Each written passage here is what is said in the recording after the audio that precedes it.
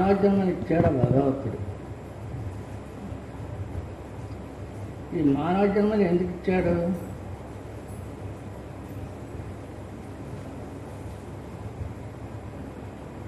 పనులు చేసుకొని సంపాదించుకొని కడుపు నిండా దీన్ని కంటిన్యూగా నిద్రపోయి కొనాడు చావటానికి కాదు.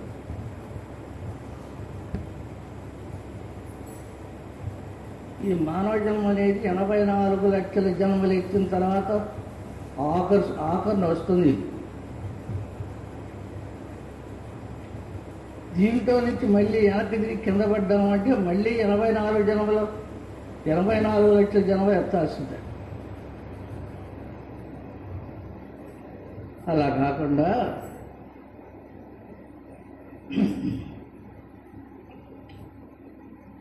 మీరు నా నామాన్ని జపం చేసుకుంటూ మర్చిపోకుండా నా నామాన్ని, నా రూపాన్ని హృదయంలో పెట్టుకొని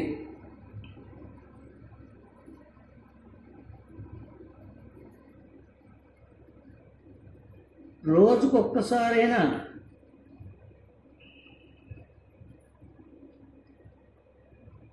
హృదయమార ప్రియమార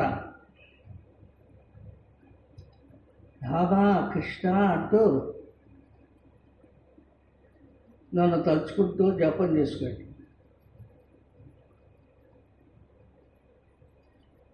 ఇలా మీ జీవితాంతం ఇలా నా నామాన్ని మరవకుండా జపం చేసుకుంటున్నట్టయితే మీరు ఆఖరణ శరీరం సాధించి శరీరం పడిపోయిన తర్వాత నాలోకి వస్తారు. మీరు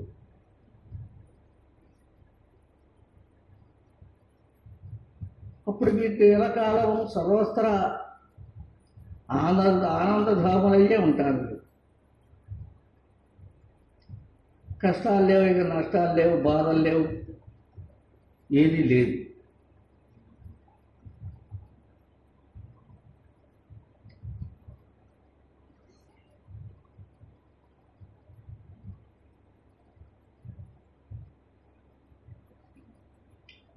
అని మనకు భగవంతుడు పురాణాలు, శాస్త్రాలు, భగవద్గీతలో అనేక విధములుగా చెప్పినాడు. మనం ఏం చేస్తున్నాం ఇప్పుడు?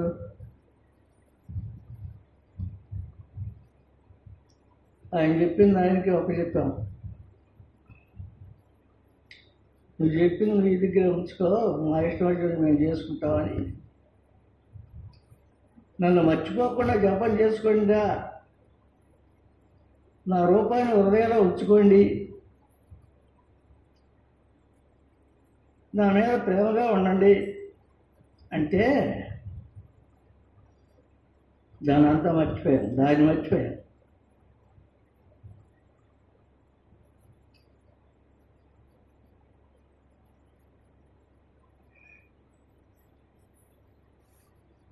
ఇప్పుడు మనం చేస్తున్న ఏంది? సంసార జపం చేస్తున్నాం.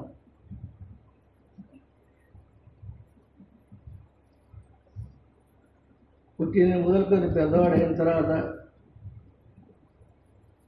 పెళ్లి చేసుకోవడం, పిల్లలు కనడం, డబ్బు సంపాదించుకోవడం, నిద్ర మేడలు కట్టుకోవడం, పొలాలు కొనుక్కోవడం, బంగారం కొనుక్కోవడం, ఈ ఆశలో పడిపోయినా ఇప్పుడు. ఈ ఆశ ఎంతది అంటే ఇది మహా చెడ్డ తొడది. దీంట్లో నుంచి ఒక్క అడుగు కూడా వెనక్కి తీసుకోలేము.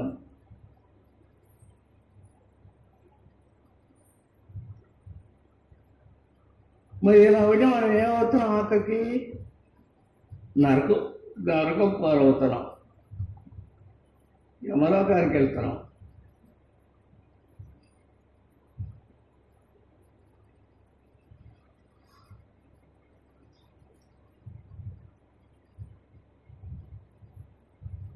చనిపోయిన తర్వాత మనం యమలోకానికి వెళ్తున్నామో, వైకుంఠానికి వెళ్ళామో, కైలాసానికి వెళ్ళామో, మళ్ళీ వచ్చి తిరిగి చెప్పినాడు ఎవడు లేడు. ఈ శాస్త్రాలు పురాణాలు మాత్రం ఈ కర్మ చేసుకుంటే దానికి ఫలితం ఇది, ఆ కర్మ చేస్తే దానికి ఫలితం ఇది,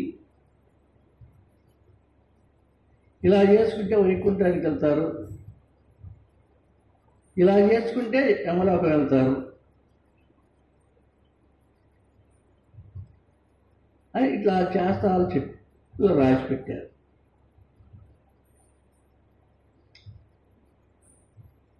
దాని అంతా మనం తొందర దొక్కేసాం. ఇప్పుడు మన ఇష్టమే, దేవుడి ఇష్టమే లేదు. ఇప్పుడు ఆయన చెప్పినట్టు మనం ఏం చేయటం లేదు. మన ఇష్ట ప్రకారం సంసారం నేర్చుకోవడం, ఉడరణాలు ఉండటం, కష్టపడో నష్టపడో సుఖం లాభం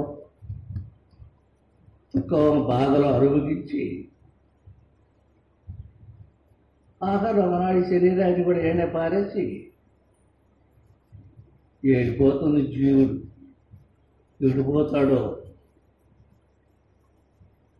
ఎక్కడికి పోతాడో ఎవరికి తెలియదు. పాపం చేసుకున్న వాళ్ళు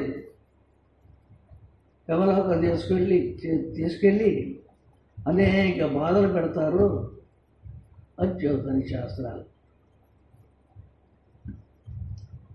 దాన్ని ఏమైనా చెవులు పెట్టామా మనం? ఎవడు చూశాడు? ఇదే సుఖం, డబ్బు సంపాదించుకోవడం, విద్యుత్ మెడలు కట్టుకోవడం, పొలం బంగారం కొనుక్కోవడం, ఎంతో సుఖంగా ఎంతో ఆనందంగా బ్రతకడం ఇదే. ప్రతి ఒక్కరూ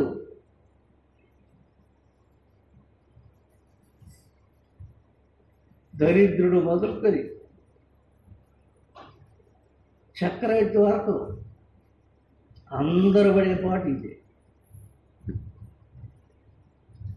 దరిద్రుడు నిద్రలేచిన వరకుని మొత్త కోసం దేవుడు ఆడుకొని ఉంటాడు. వాడు ఎవరు పెడతారా మొత్త తిని 2 మనుషులు దాగాడు బయట ఉందాం అని ఇల్లు తిరిగి వాడి బాధలు ఒకడు పడుతుంటాడు. రాజుల చక్రవర్తిలో ఆ రాజ్యాన్ని పోతావా, ఈ రాజ్యాన్ని తీసుకున్నావా,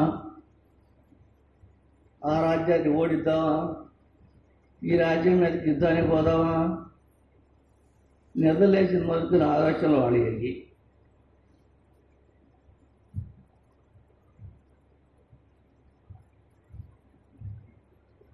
వీళ్ళిద్దరు ఎవరి మిగులు? దరిద్రుడు మిగులా, రాజు మిగులా? దరిద్రుడు ఒక ముద్ద కోసమే వాడు దేవుడు ఆడుకుంటాను. రాజు రాజ్యాల కోసం దేవుడు ఆడుతున్నాడు. వాడు అట్టడపోయినాడు, వీడు ఎట్టే పోతున్నాడు. రాజైనా రారాజైనా చక్రవర్తి అయినా బీదవాడైనా దరిద్రుడైనా ఆకన్నా ఎవరికైనా మిగిలి ఉండేది 6 అడుగుల భూమి.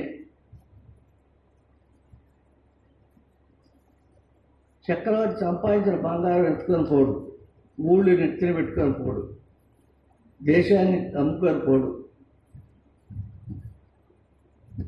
లేదా ఎండ పెట్టుకొని పోడు. ఆయన సర్వం వదిలిపెట్టి శరీరాన్ని నడబడి చెడిపోవాల్సిందే.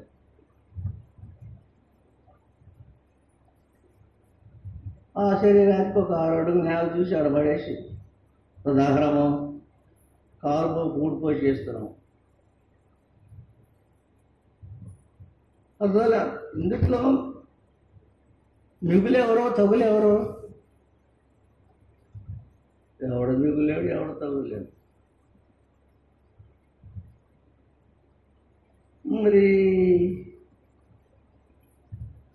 ఎందుకైనా మనం వచ్చింది, మనం కూడా అదే గతిగా మనం అన్నాళ్ళు ఉంటాం, తింటుంటాం, ఆకలి పోయినాడు దీన్ని అడవాలి చెడిపోతాం. ఇంకేమైనా పర్వం ఇది ఉందా? ఉంది పరమవది.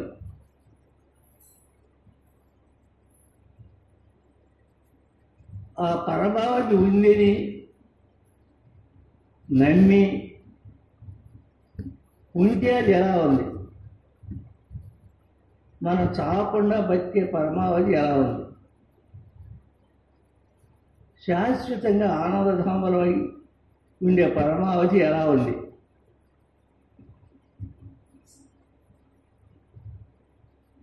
మోక్షానికో లేదు భగవంతుడు ఐక్యం కావటం అనే పరమావధి ఒకటి ఉంది.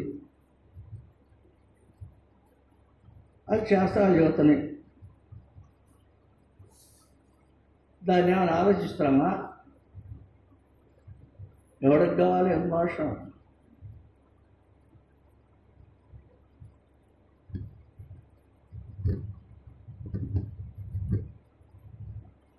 కడుపు నిండా తిండి,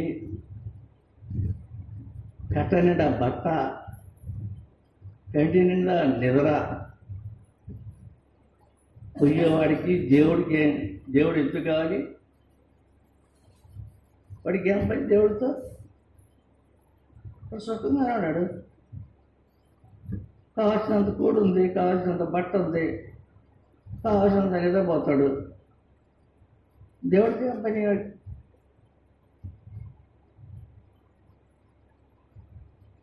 ఇలా ఉంది మన మానవుల. ఇది కాదు పరమావధి ఒకటి ఉంది, మోక్షం అనేది ఒకటి ఉంది అని శాస్త్రాలు చెబుతున్నాయి, మహాత్ములు చెబుతున్నారు. దాన్ని పొందిన మహాత్ములు కూడా శరీరంతో ఉండి చెబుతున్నారు కొంతమంది.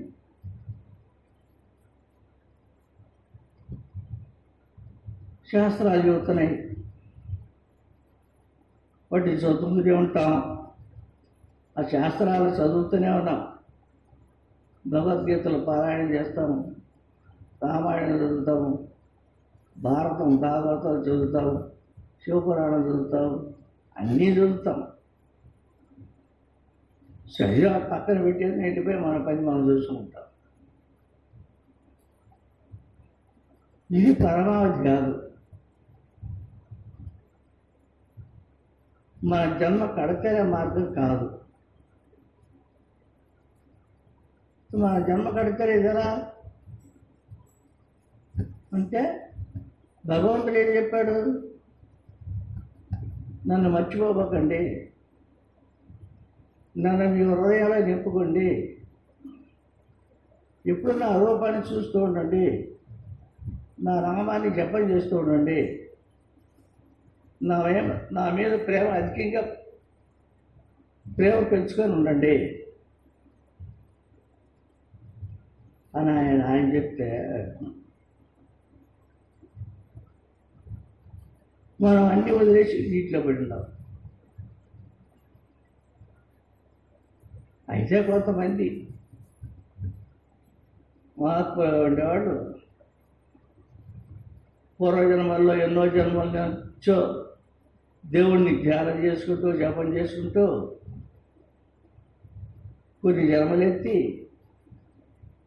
ఆఖరి జన్మగా ఈ జన్మకు వస్తారు మహాత్ములు. వాడు ఈ జన్మలో కొంతకాలం తపస్సు చేసి ధ్యానం చేసి జపం చేసి శక్తిని సంపాదించుకుంటారు వాళ్ళు. ఎలా వస్తుంది శక్తి?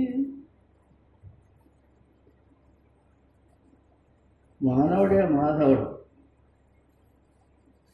నరుడే నారాయణుడు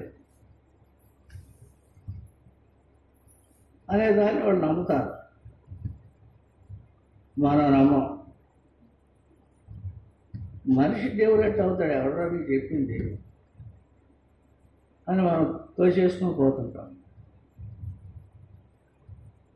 ఆ మహాత్ములు నమ్మారు. నాలో కూడా దేవుడు ఉన్నాడు. ఒక గురువును పట్టుకొని, మహాత్ముడైన గురువు దగ్గర చేరి గురువును పట్టుకొని తన నిజ స్వరూపాన్ని తెలుసుకుని నాలో కూడా దేవుడు ఉన్నాడు. ఎలా ఉన్నాడు? జ్యోతి స్వరూపంతో ఉన్నాడు. ఎక్కడున్నాడు? హృదయంలో.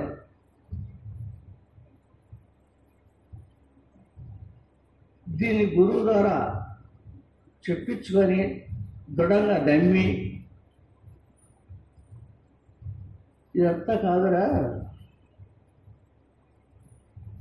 ఈ సంసార బంధంలో చిక్కుకోవటం, తన్నుకోవటం, అరుచుకోవటం, కొట్టుకోవటం, తిట్టుకోవటం, బాధలు పడటం, ఇవన్నీ ఎందుకు నాకు, ఇవన్నీ అవసరం లేదని ఆ గురువు చెప్పిన విధానంలో ఆత్మధ్యానం చేస్తూ, ఆత్మధ్యానం అంటే ఆత్మస్వరూపమైన జ్యోతి స్వరూపమే నేను అని ధ్యానం చేస్తూ, భగవన్నామాన్ని జపం చేస్తూ,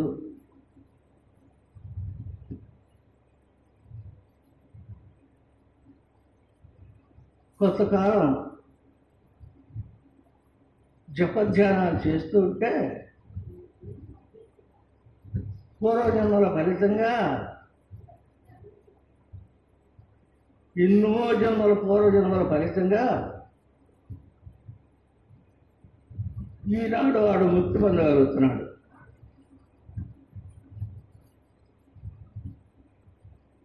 తన నిజస్వరూపమైన ఆత్మస్వరూపం, జ్యోతి స్వరూపం తను చూడగలుగుతున్నాడు.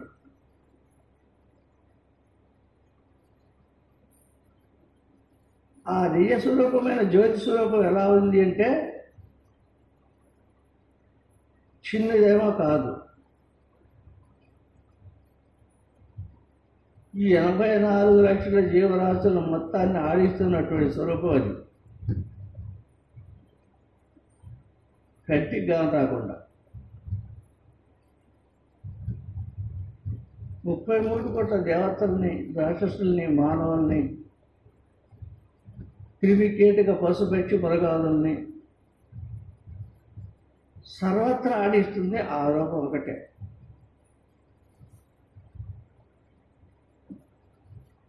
దాన్ని తెలుసుకుంటున్నారు మహాత్ములు. ఎట్లా తెలుస్తుంది వాళ్ళకి అంటే, వాడు తన నిజ స్వరూపాన్ని తెలుసుకుంటున్నారు.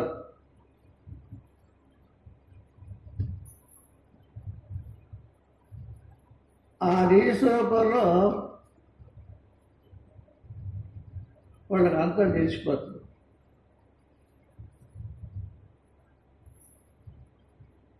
బ్రహ్మ విష్ణు మహేశ్వరుడు ముగ్గురు తనే అవుతున్నాడు.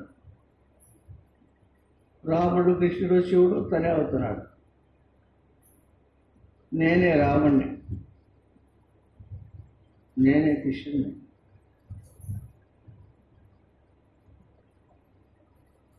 నేనే కృష్ణ పరమాత్మ, కృష్ణుడిని నేనే, శివుడిని నేనే.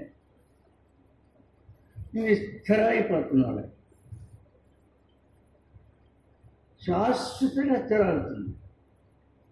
శాశ్వతంగా స్థిరమయ్యేటట్లుగా వాళ్ళు జపం, ధ్యానం చేసేవాళ్ళు. అందువల్ల వాళ్ళకి వాళ్ళ ఏ స్వరూపం బయటపడింది, వాళ్ళ కంటికి కనపడింది. అదే నేను అనుకుంటున్నారు. దానిలోకి వెళ్ళిపోతున్నాడు వాడు.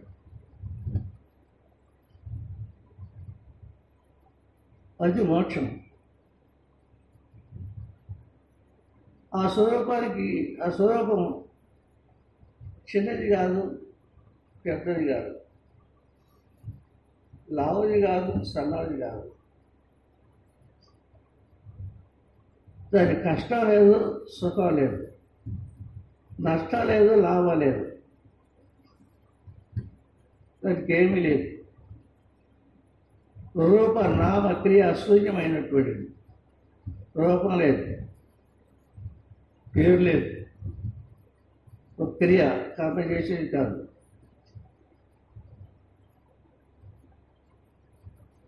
నిర్మలంగా నిశ్చలంగా శాశ్వత స్వరూపమై జగత్తంతా నిండుకొని జగత్తు అంతటిని తన కడుపులో ఇమిడ్చుకొని జగత్తు ఒక తట్టు ఆడిస్తూ ఒక తట్టు చూస్తూ ఎప్పుడు ఆనందామంగానే ఉంటుంది. అలాంటి రూపాయలు మహాత్ములు వచ్చారు. మన కలియుగంలోనే ఎందరో మహానుభావులు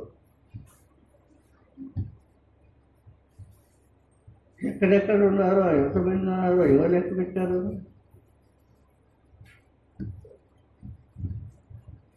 లెక్క పెట్టేది లెక్క వేల లక్షల కోట్ల.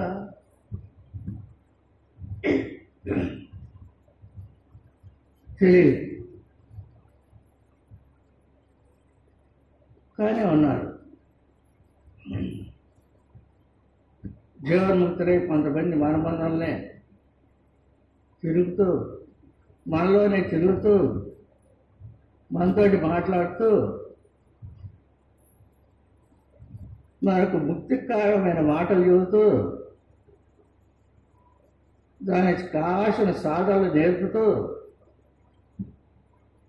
కొంతకాలం మనతోటి ఉండి తర్వాత శరీరాన్ని నాడు బాధించి జన్మను సాధిస్తే ఇప్పుడు గోచారంలో అయిపోతున్నారు. మట్టి స్వరూపులైపోతున్నారు వాడు. అదే ఆ పోయిన తర్వాత ఏంటి విషయం? మోక్షంలోకి వెళ్ళిపోయినారు. తర్వాత ఏంటి? తర్వాత ఏమి లేదు. ఆకలి లేదు, దప్పిక లేదు, అక్కడ నిద్ర లేదు, పగులు లేదు, రాత్రి లేదు. అయితే ఆ రూపంతో ఇప్పుడు ఏ రూపంతో మోక్షానికి పొందారో వాళ్ళు ఆ రూపంతో అలా ఆమెనే శాశ్వతంగా ఆ మోక్ష స్వరూపంలో ఆ రూపంతోనే ఉంటున్నారు. జ్యోతి స్వరూపులై ఆ రూపంతోనే ఉంటారు.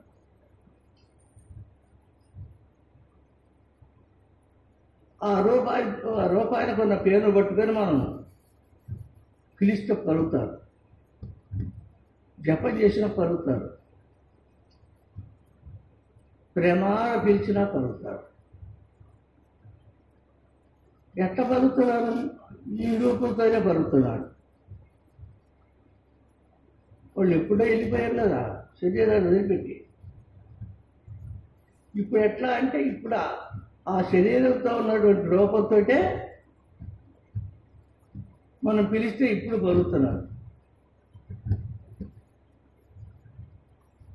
వాళ్ళు శాశ్వతలే ఉంటున్నారు. అలానే వేల కోట్ల యుగాలైనా ఇప్పుడు అలానే ఉంటున్నారు. వాళ్ళు ఎప్పుడు ఆనందములే. ఆనందో బ్రహ్మ, ఆనందమే బ్రహ్మస్వరూపం ఉన్నారు. ఆ శాశ్వతమైన ఆనందాన్ని పొందటమే బ్రహ్మత్వం. అదే తాను బ్రహ్మం కావటం, అదే తాను జీవన్ముక్తులు కావటం. ఈ జీవుడు అనేవాడు ఆ జపధ్యానాల్లో కరిగి లీనమై ఆఖరి దశకి కంటిగా రాకుండా పోతాడు. ఎక్కడికి పోతున్నాడు? ఆత్మస్వరూపంలో ఐక్యమైపోతున్నాడు. జీవుడు అనేవాడు ఇక లేడు. ఈ జీవుడు అనేది మాయ. ఈ సంసారాలు పెంచుకోవటం అనేది మాయ. ఈ జగత్తులు పెరగటం మాయ.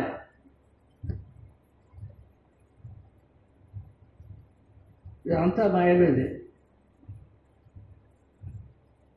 అయితే ఈ జీవుడు మాయగా ఉన్న జీవుడిని తానేమి చేయకనే కదలకుండా ఒక దైవ స్వరూపాన్ని హృదయంలో పెట్టుకొని ధ్యానం చేస్తున్నాడైతే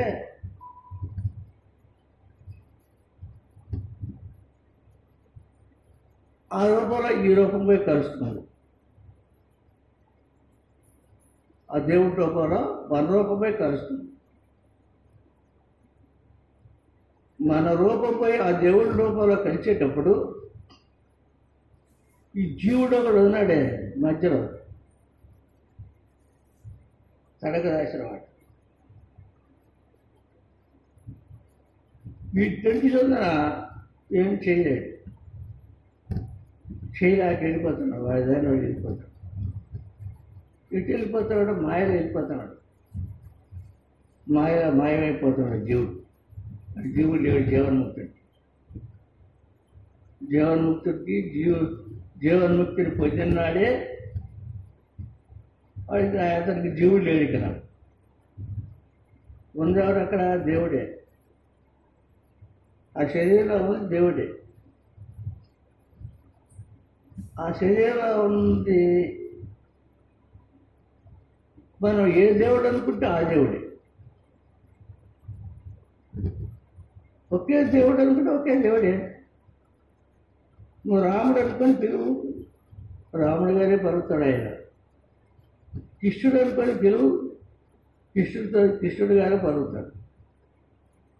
శివుడు అనుకొని పిలువు, శివుడు గారే పలుకుతాడు. ఎందువల్ల? ఈ ఆత్మస్వరూపం అనేది అన్నిటి స్వరూపం అంటే ఈ ఆత్మస్వరూపంలో వాళ్ళంతా సర్వదేవతలు కానీ మానవులు కానీ పశుపక్షి మృగాదులు కానీ ఆత్మస్వరూపంలో వాళ్ళే. అయితే ఈ తర్వాత ఎన్ని నశించిపోయి మాయలో వచ్చి ఆ మాయతో నరకానికి పోయి కొంతకాలం అక్కడ పాపుణ్యాలు అనుభవించి మళ్ళీ జన్మలోకి వస్తుంది. పుట్టడం చావడం శిశుకాలు అనుభవించడం ఇది జరుగుతుంది. అయితే ఈ జీవన్ముక్తుడికి ఈయన పుట్టడం లేదు, చావడం లేదు, సుఖం లేదు, దుఃఖం లేదు. సుఖం లేదు, దుఃఖం లేదంటే సుఖం లేకపోతే ఎట్లా, దుఃఖం లేకపోతే సరిగాని అనొచ్చు. ఇప్పుడు మనం పొందుతున్న సుఖాలు ఏంటి? ఇవన్నీ సంసారంలోని సుఖాలనే మాయ. ఎంతో గాఢాంధకారమైన సుఖాలు, అమేజ్యమైన అఖండమైన ఆనందాల సుఖాలు ఉన్నాయి. ఇవన్నీ మాయలే. అందరూ వీటికి ఈ మాయతో కూడిన సుఖాలకు సంబంధించింది కాదు ఆత్మ. దీనికి అవతలది ఆనందం.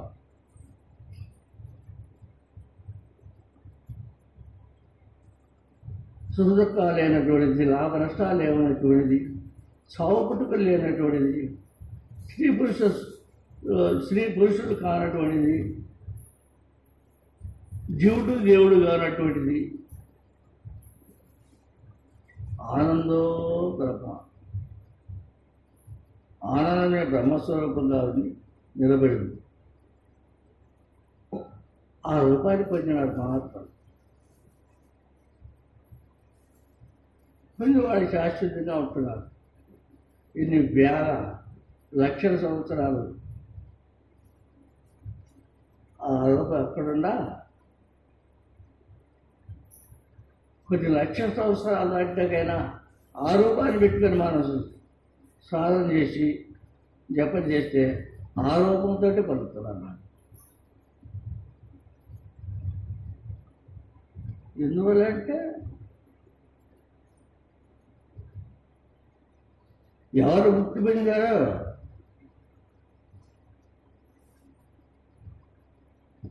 ఆ ముక్తి పొందిన వాడు ఎవరనుకుంటున్నాడు? జగత్తుకి అక్కడ ఏం లేదు, జగత్తు మాయ. ఈ సర్వజీవులు నాలో ఉద్భవమైన వాళ్ళే. జగత్స్వరూపుడి నేనే. జగత్తు కారణభూతుడి నేనే. జగత్తుకు ఆధారభూతుడి నేనే. సృష్టి స్థితి లయ కారకుడి నేనే. నేను ఒక్కడే ఉంది, రెండోది అంటూ లేదు. జగత్తు లేదు, మాయ లేదు. మాయగానే పక్క వెళ్ళిపోదు. ఆయనకేం సంబంధం లేదు, మాయకి పరబ్రహ్మానికి సంబంధం లేదు. ఉంది నేను ఒక్కటే, అనేది తనకు చాలా అయిపోతుంది.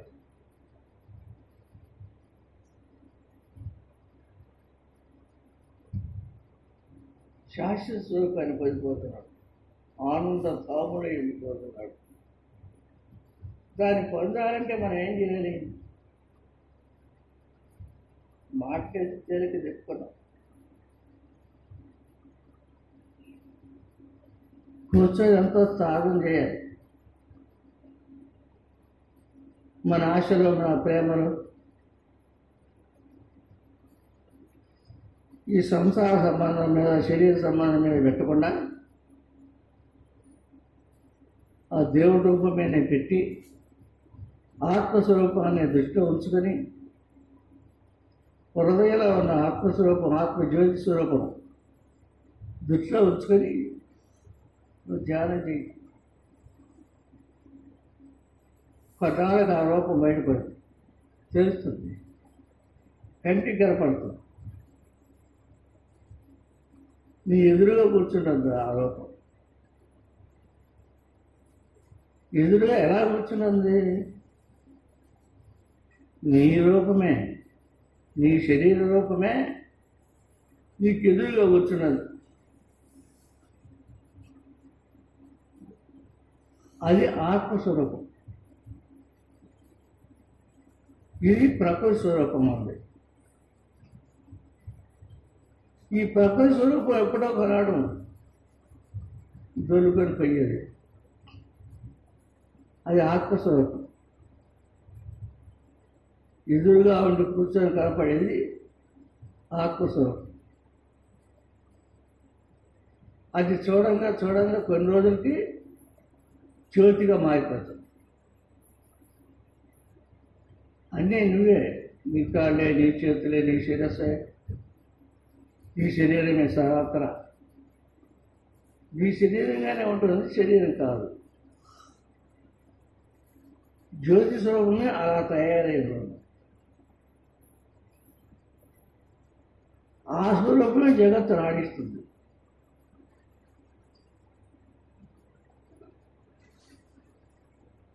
దాన్ని మనం సాధించాలంటే గురువు దగ్గర చేరి మన నిజ స్వరూపాన్ని తెరిపించుకొని నిష్ఠగా కూర్చొని ఆత్మత్యాగం చేయాలి. నాకు నిలవలేదే, మనసు నిలవలేదు అంటాము. మనసు ఇంకెంత నిలవలేదు? మనసు పోయిన దారి నువ్వు పోతున్నావు. అది నేను తీసుకొని వెళ్తుంది ఏదో ఒకటి. దాన్ని వెనకించిపోతున్నావు. అలా కాదు,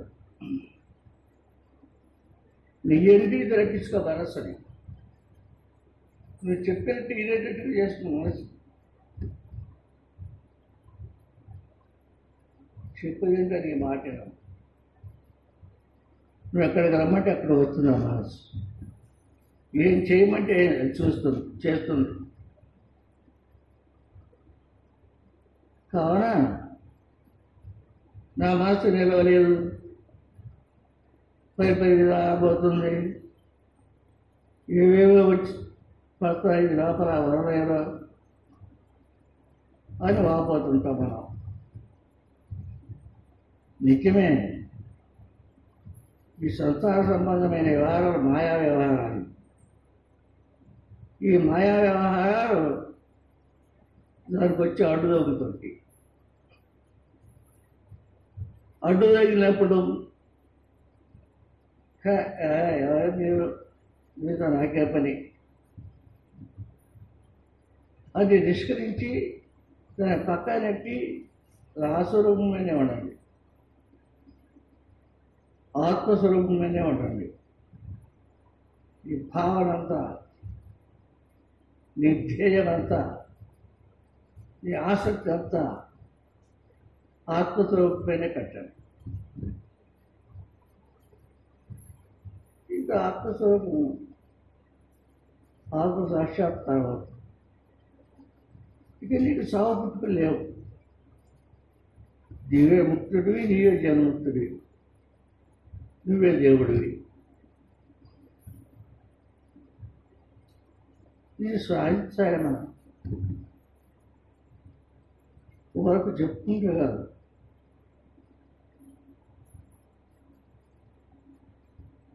కదలకుండా కూర్చొని ఆశలంటి కోసి పారేసి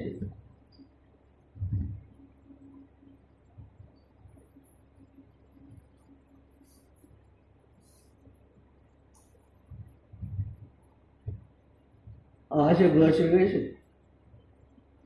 ఆశను కోసివేసి గోచి బిగించి ఈశ్వరుడు చూసిదే. ఆ ఈశ్వరుణ్ణి, ఆత్మస్వరూపమైన ఆ ఈశ్వరుని చూస్తే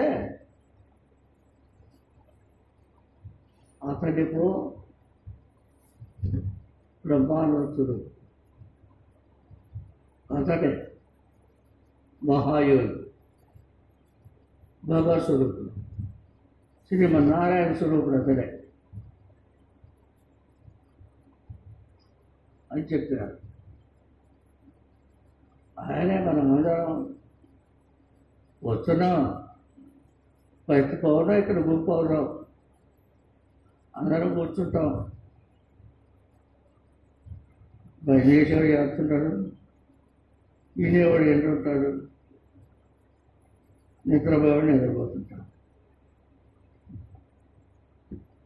ఇలా ఉంటే మనం ఎప్పుడు కాస్తే ఆలోచించలే. వాడు చేస్తున్నాడే భజన. ఇప్పుడు మనం పోకపోతే ఏమైపోయింది?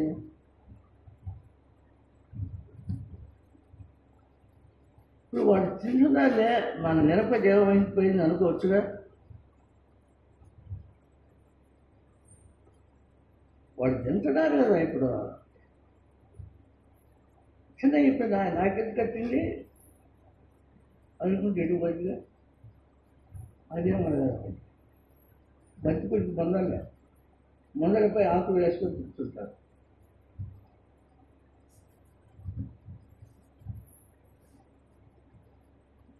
దీనికి అనిపిస్తే వాళ్ళు చేస్తారంట భజన.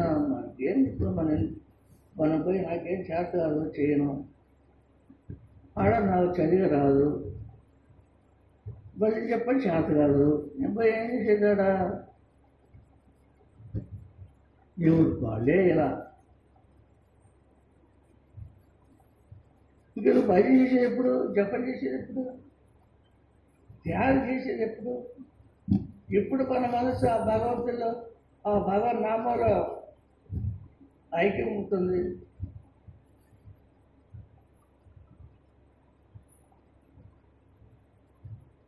మన మనస్సు ఆత్మస్వరూపంలో ఆత్మస్వరూపాన్ని కనుక ఒక్కసారి కళ్ళతో చూసినట్లయితే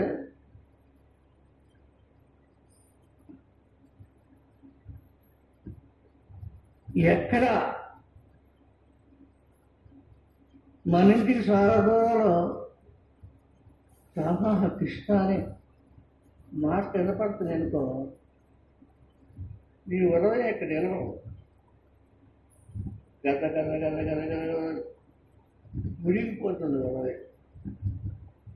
అక్కడ అతను రామ అనగానే నువ్వు లేచి వెళ్ళిపోతావు. అక్కడ అట్లా మారిపోతుంది. ఒక్కసారి అంటే సరే కృష్ణ అంటే సరే ఆ కేక చివర పోయిందంటే ఇక్కడ ఈ మనిషికి లేదు కదా, వెళ్ళిపోతుంది. మనకి ఇక్కడ 24 గంటల పైన చేస్తుంటాం. 24 గంటల హరేరా వాళ్ళు చూస్తూనే ఉంటారు, మనం వింటూనే ఉంటాం.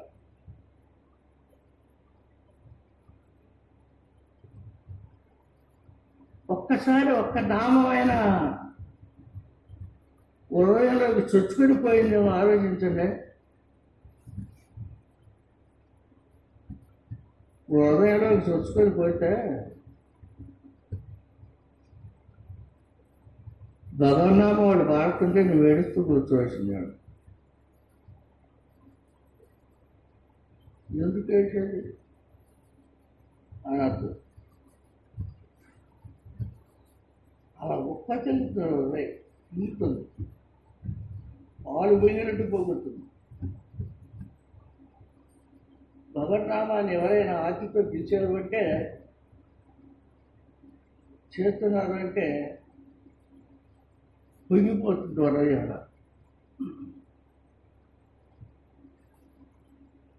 ఎప్పుడెప్పుడు అక్కడికి వెళ్దామా అనిపిస్తుంది. వెళ్తారు కూడా.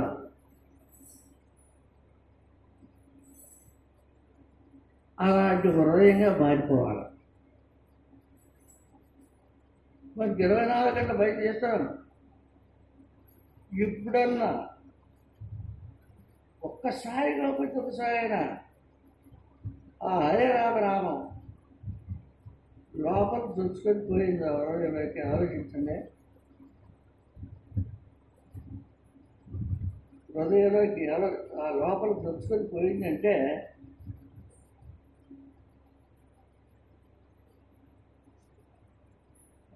ఇక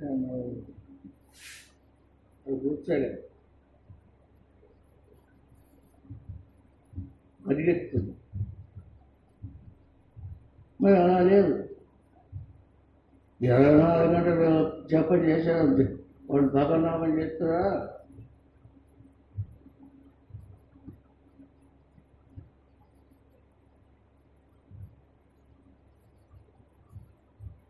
పడ మీద పోయి గాలి ఆస్మాడు కట్టి మీద కొట్టవే అన్నట్లు.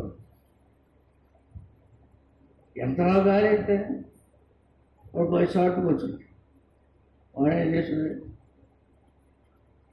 వీడు ఎంత తీసుకొని పాట పాడుతుంటే వాడు గొప్పను పట్టుకొచ్చి పక్క పోయి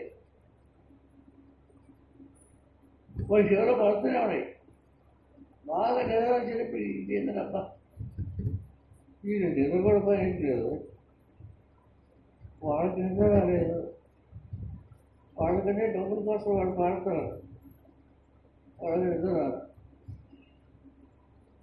మనమే నిద్రపోలేదు. ఇది మన బాధ. ఇలా మనసులో ఉంటే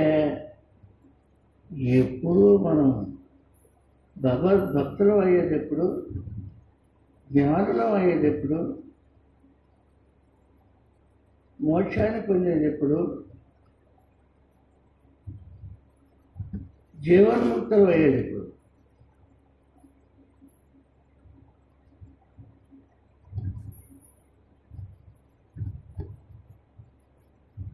కాదలుచుకుంటే ఒక రెప్పపాటాను పై రెప్పొచ్చి కింద రెప్ప మీద పడితే ఎంత బాధ. పైరప్పు వచ్చి కింద రెప్ప వెళ్తే బాధ ఇంకా హాయిగా, రెప్ప కొడుతుంటే ఇంకా హాయిగా. అదే మరి మోక్షం అనేది పొందిన వాడికి ఈ పైరెప్ప వచ్చి కింద రెప్ప మాత్రమే బాధ అనిపించదంట. మరి ఎంత సులభమో ఎంత తేలికో అది ఏమో ఆలోచించిన అందరూ. సరే ఏదో పడండి.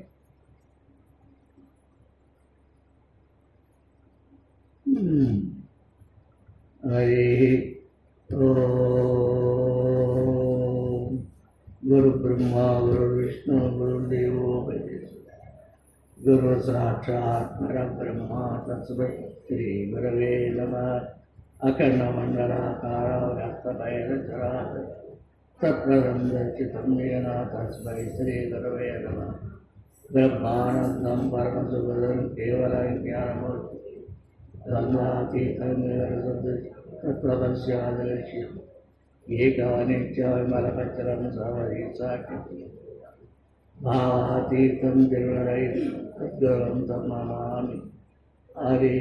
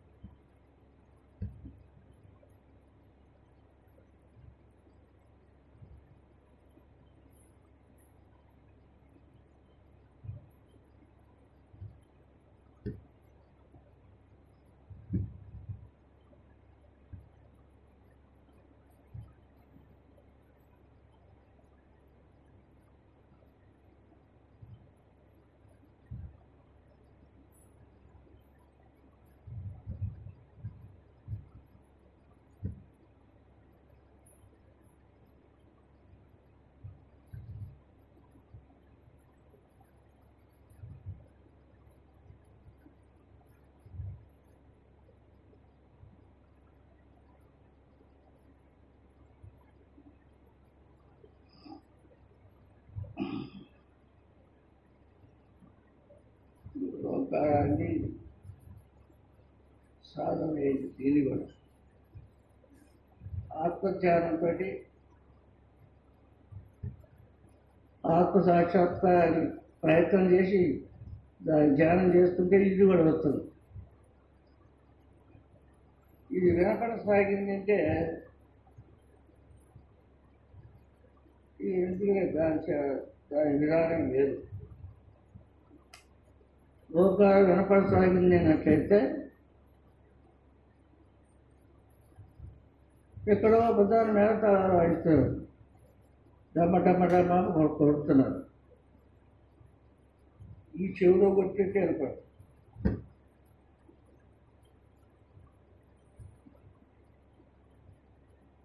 సరే, ఈ వేరు సంగతి అయితే వినాలి, శ్రద్ధగా ఆలకించాలి. మన చెవులు ఏమింటుంది, ఏం వినపడుతుంది అనే శ్రద్ధగా ఆలకిస్తే కొన్ని రోజులకి మనస్సు నిశ్చలమై నిర్మలమై ఆ శబ్దం వినపడుతుంది. ఓం అనే శబ్దం వినపడుతుంది. ఈ ఓంకార స్వరూపమే జగత్తంతా.